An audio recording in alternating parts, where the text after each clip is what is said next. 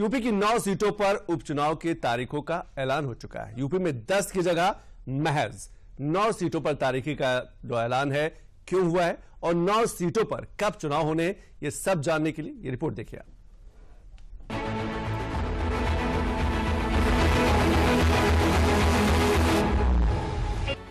By elections, we have 48 ACs and 2 PCs in 15 states. They will also undergo the elections this time. All the 48 ACs and 2 PCs, the schedule would be like this.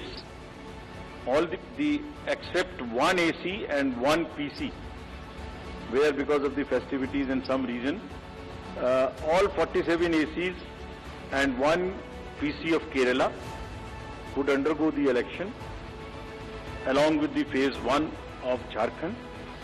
The same schedule, 13th November would be date of poll.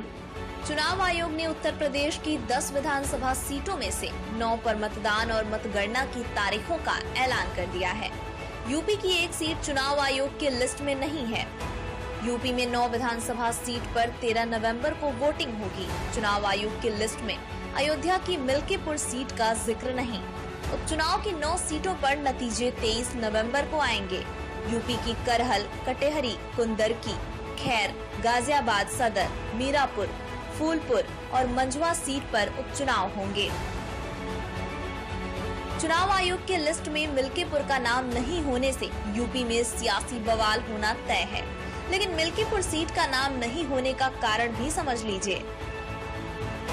Milkipur seat को लेकर चुनाव याचिका court में दाखिल है। 2022 में हुई विधानसभा में मिल्कीपुर से जीते सपा नेता अवधेश प्रसाद के निर्वाचन के खिलाफ बीजेपी प्रत्याशी ने याचिका दायर की थी, जो अभी अदालत में लंबित है।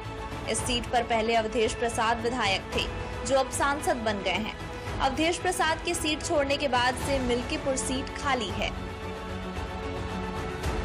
मिल्कीपुर विधानसभा सीट को लेकर वकील रुद्र विक्रम सिंह ने दावा किया है कि वो 2022 में मिल्कीपुर से बीजेपी प्रत्याशी रहे बाबा गोरखनाथ के वकील हैं और उन्होंने दावा किया है कि वो बुधवार को अपनी याचिका वापस ले लेंगे।